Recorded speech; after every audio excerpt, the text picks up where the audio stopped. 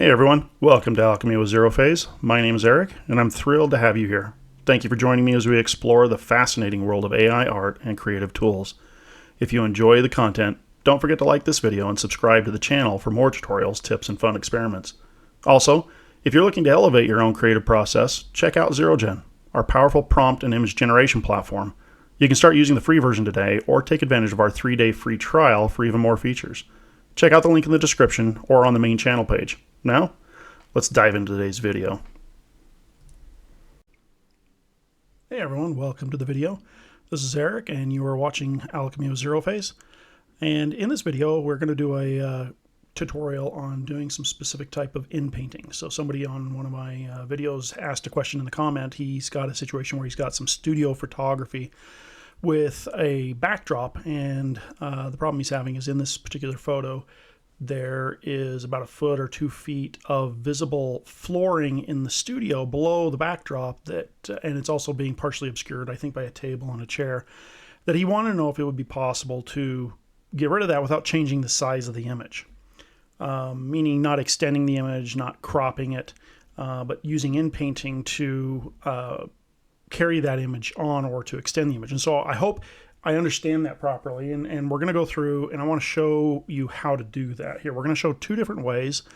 The first way we're going to show using the standard automatic 1111 interface. Let's see, pull it up here. So this is still the older version of automatic 1111 Forge, or the WebUI Forge edition. There are some simple changes. You know what, let me load up the newer version. I think it might be prudent because most people should be using the newer version.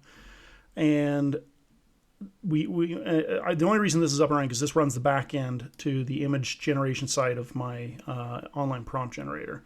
So what I'm going to do, we're going to stop this one and load up the newer version so I can show you. All right, now that we've got the newer version of the WebUI Forge interface loaded, we're going to dive right into showing you how to do this using inpainting. This is a little more tedious. I typically like using my platform here because I've taken out all the stress and worry of knowing all the little detailed settings that you need to do inpainting properly, and I'll show you how quick it is here in just a little bit. So what you're going to do in the interface, you're going to go up here to image to image. You're going to select the inpainting tab, and then we're going to drag and drop the image we want to work with. So let me grab the image. We're going to start with this one here. I feel like I've got it, an image that, I may not replicate it perfectly, but this should show you and give you a good understanding of what it is we're trying to do here. I may not fill up this entire thing because I feel like this is taking up more space than what his is, like the what do you call it, the flooring or whatever that interfaces with the backdrop. But I believe I've got the table and chair set up in such a way that it interferes or is obscuring part of the background that he wanted to get rid of. So once you load this image up, you want to adjust your brush size, and what we're going to do is we're going to start with this chair. Okay, what we're going to do is we're going to draw a mask over this chair just like this. And the idea of getting rid of something means you have to pull the AI's focus away from this spot. I know it's a little hard to, it might be a little hard to understand, but you'll get it when I show you here. So part of what I mean by that, normally I would actually upscale this image too.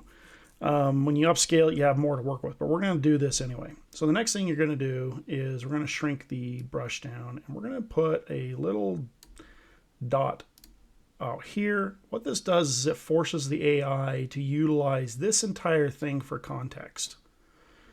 So, and actually, we could probably pull in this table too. We're going to just do that, and we're going to get rid of the shadow. So we have that all masked out. Now, we're going to come down. We're not going to put any kind of a prompt in. I found that if you want to get rid of something, don't include a prompt. Oops. So we're going to come down here now to the settings. We're going to increase the mask blur. You know what? No, we're going to leave the mask blur there. Oh, just so you know, the inpainting model we're going to use. Now, this interface does allow you to use Flux. And I've been told Flux allows you to do inpainting with Flux models, but I've never gotten that to work. It always leaves some nasty seam or something like that. So we're going to actually use an inpainting model. And the one I absolutely love using is the Dreamshaper XL Lightning inpainting model. This is an SDXL based model, which means it works at the 1024 by 1024, which is awesome when doing inpainting because then it adds more detail even on larger areas. And then once you have your model selected, make sure you do not have a VAE selected in this interface. The VAEs typically you're going to be using for Flux or other specific models that don't have it baked in. You can leave everything else default up here. If you have your interface working, you're working great with Flux models, don't change anything else. Just make sure you don't have the VAE text encoder selected. Come down here. We're going to say Inpaint Mask. We're going to do Fill. We don't want Original. Only masked padding pixels. We can leave that the same. Sampling steps. In my interface, I actually default this like 10. We'll do 12 on this one. Leave it on Euler. Schedule type, we want to change that to automatic. Width and height, we're going to leave the same. Denoise strength, I believe we want at 1 because we want a complete change of what's there, and we want it to use whatever context is already there as well. Oops. I am gonna up the mask blur to 6, I think, on this just to see. Normally I would only up this on higher res images, like if I've upscaled it. We're gonna test it with that and see. Outside of that, that is it. Okay, just a few settings there that we need to pay attention to. So let's hit generate and see what we get. Okay, it's close. It looks like the problem we're having is dealing with these steps. It's kind of interpreting that a little bit. So let's come over here.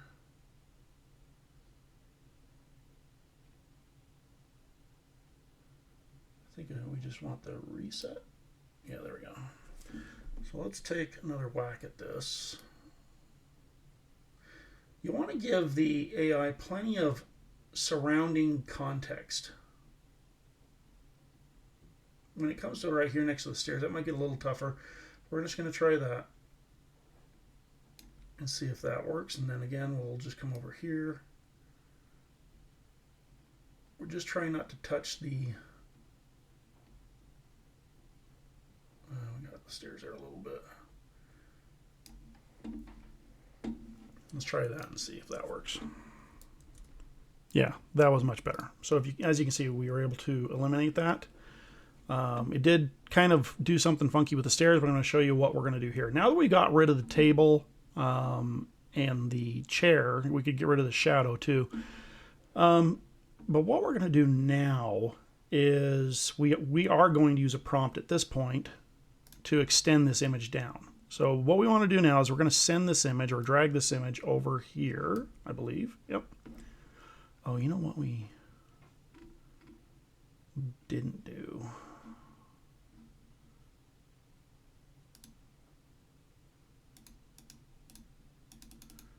You know, we might have to start over on this. And the reason why is because the image is wide format. And yeah, I didn't do only masked. So let's start over on this. Let's get that mask in there. Mask out all this again. Just be careful about the stairs because I don't want the context of the stairs there. Try to be careful up near there. Okay, we got that in. So again, down here, Inpaint masked, fill, only masked. We accidentally did the whole picture, and what that did is it used the 1024 by 1024 and resized the image to a 1024 by 1024, which squished it. So I don't know why I didn't notice that at first. I was wondering why it looked a little odd. Okay, everything else should stay the same. So denoise strength 1, Oh, you know what? Another thing we should probably do is up the config scale to 3. I have mine set to 1 by default. I think it's by default in the new WebUI to 1 because Flux doesn't use... If you set this one high on Flux, it messes it up. Flux uses the distilled config scale. But since we're using an SDXL model, we want to make sure that the config scale is up too. Okay, let's give that another try. I believe we got the mask right. Let's hit generate.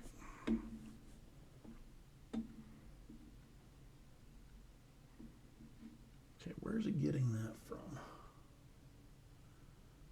Usually when it includes something else in the image, it's because we left something close enough to the edge that it took it in as part of the context. Let's try it again.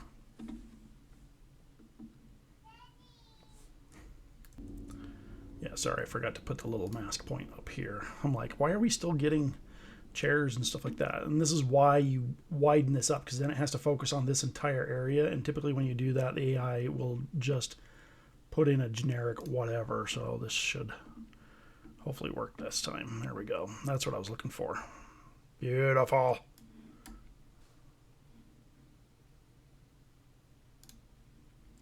That's what I was looking for. Okay. Now let's go ahead and... Okay, so what we're going to do now is we're going to increase this. We're going to come up here. We're going to mask out just a little bit of the grass, the stairs. Over here, the grass and the stairs again, all the way over. And then we're going to come down here and mask this out. And now we're going to actually use a prompt. We're going to come in here and we're just going to say sidewalk. Let's change that. We're going to so grass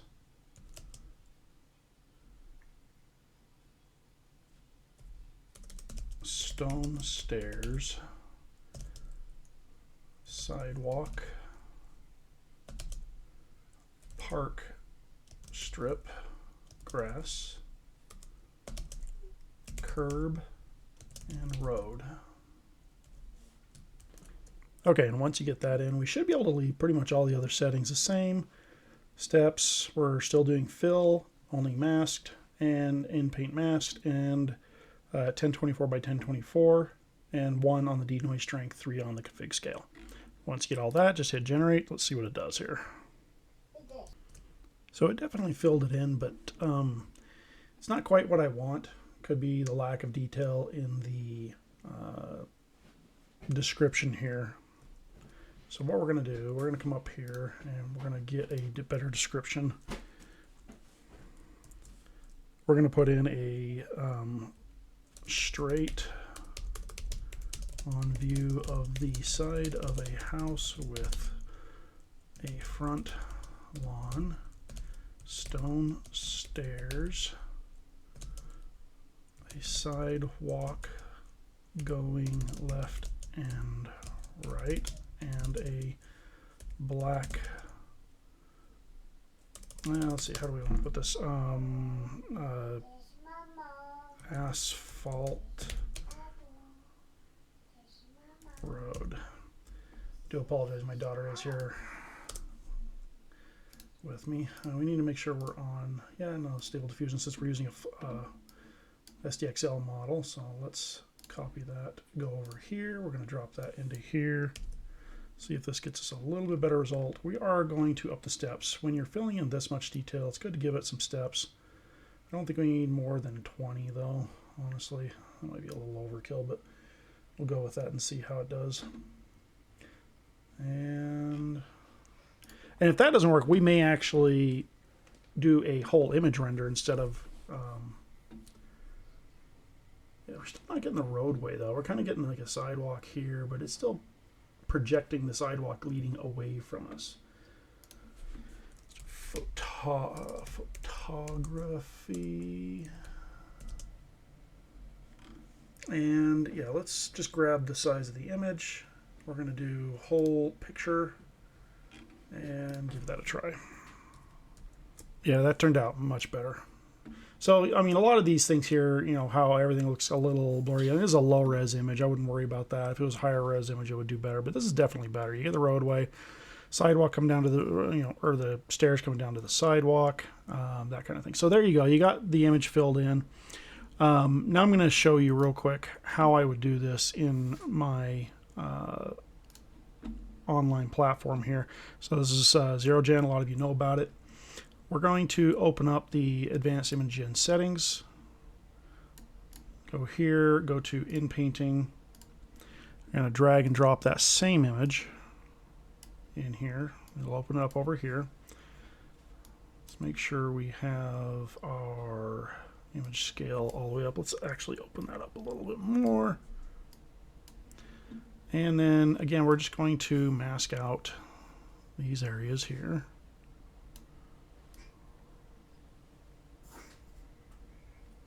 We're not going to give it a description.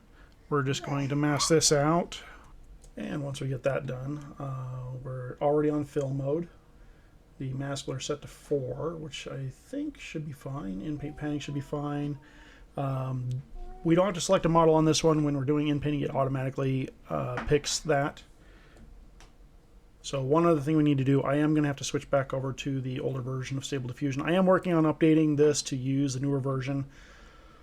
I'm not sure exactly when it'll be done, but I made a lot of good progress, and it's mostly working. I'm just doing testing on it. So let me switch that over real quick. So here momentarily, we should see this go from red to green. There we go. Okay, so now that we got that done, we're not putting a description in. We're just going to hit generate on that. You know, we're going to do the same thing. We're going to put a little mark up here in the corner and hit generate. Give that a second to spool up the model. Oh, that didn't take nearly as long as I thought. And there you go. Honestly, I use this interface more than I use the other one, just because the primary functions I use are upscaling, inpainting, and composing prompts. And there's very few models I use. So once you're done with this, you can keep it, but we want to get rid of the white space, so we're going to send to the canvas. And then we're going to go through and just do the same thing, mask this out. We are going to, you know, I think I'm going to do, we're going to upscale the image. So we're going to hit upscale on this. Give that just a second here to go through and process that. Okay, so we should have an upscaled image now. So we're going to send that to the canvas. We're going, and you can see it's upscaled because the mask tool is a lot smaller now. So we're going to increase that. Mask this out all the way over to here. We're going to do this. Then we're going to grab that same prompt right there. We're going to drop this into here. And then I believe we can leave everything else the same. Steps we will increase. We want to try to get as much detail in there as possible. Hit generate. Okay, so it gave us this here, you know, which is cool, but it's not what we want. And I forgot we did make some modifications to the prompt that we were using. So we're going to grab that, bring it back over here, paste that into here, hit generate again.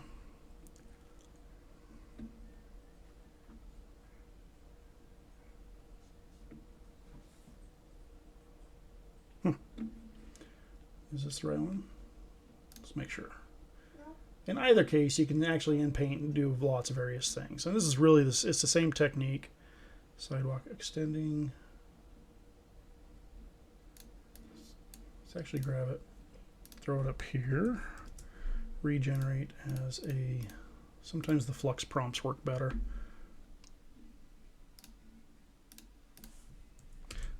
Paste that on there, hit generate again. And there's some other settings we could tweak with on this to see if we get a better, better result. But let's see what it does here.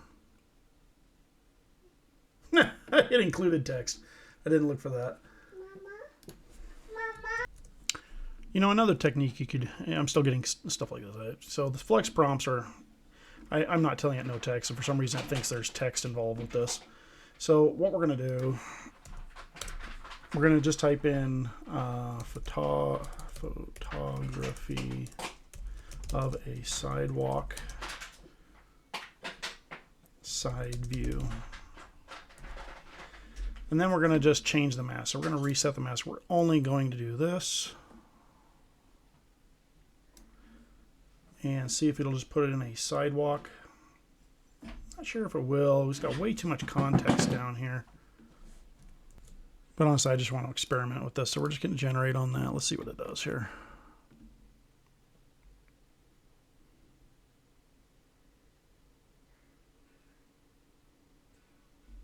There's our sidewalk. Perfect. Love it.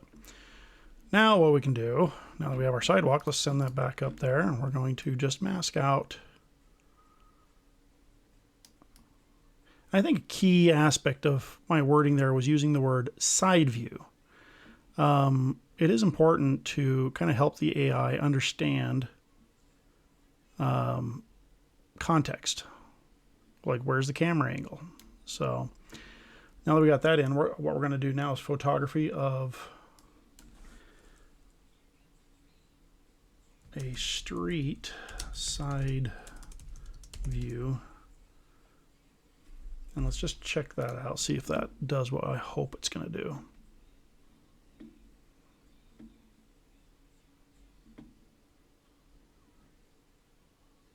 There we go. Beautiful. Love it. Send that up here. Oops. And just for fun, you know, we could add some stuff in here. Let's put somebody walking on the sidewalk with his dog.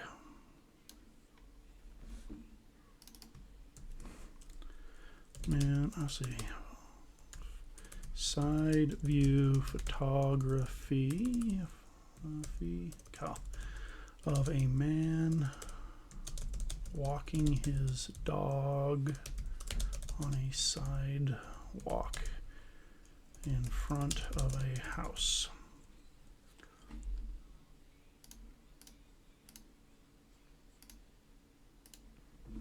Get our prompt. We're still going to do fill. We are going to leave everything else the same. Honestly, it's just, that's that simple. I mean, you just do that and you can keep doing Inpainting all over the place. I believe that's all we're going to need to do on this one. And if we gave it a big enough area to kind of utilize whatever context it has there. Kind of. Not really in the same, like, positioned properly. It would make me think that we need to adjust, like, how much is being utilized as context on this. Like, maybe we're going too far down here on that. I think we could go just that. And maybe it's the prompt, you know, sometimes these prompts I generate are pretty complex, and so maybe we just need side view photography of a man walking his dog on a sidewalk. So that's a little better. You know, this is an SDXL model. We're not talking Flux here, so getting things like a leash done right is going to be a little weird. So, and here's the thing, you do get some differences in the grass. And what's nice about this is you could actually take this and back up to here, and all we're going to do, we're going to go over to image, get rid of this because it's going to come up with its own. Actually, let's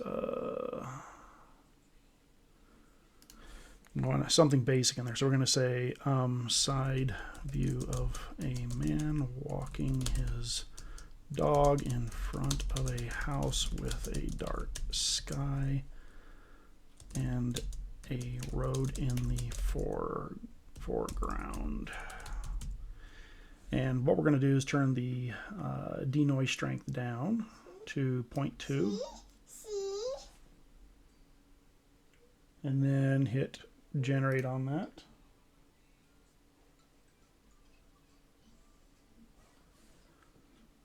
And what this is going to do is going to just re-render the image, and it will get rid of a lot of these abnormalities here. You'll get a slightly different image, but it should, for the most part, be the same. See how it fixed all that?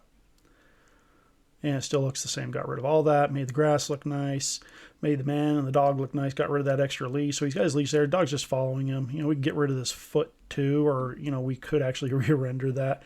You notice he doesn't have any feet on the other side of the dog, which is interesting. Maybe he's walking on the grass. Who knows? Anyway, that's just the fun of it. You know, you can do all sorts of stuff with this. So that's that technique. I hope you guys enjoyed this video. And I hope you don't mind my daughter being here with me. It's been kind of single father mode for the last few weeks with my wife having to fly down south for death in the family. It's been interesting. So we'll talk to y'all later, and we'll come out with a few more of these videos dealing with Inpainting and using different techniques to get what you want. So I know I've got a lot of videos on it, but if you guys have specific situations you'd like to know about, definitely let me know. Inpainting's kind of my forte. I love doing it, and I love this tool. It's made it so much easier for me to do it. So yeah, I'll talk to y'all later. Like and subscribe definitely helps me out.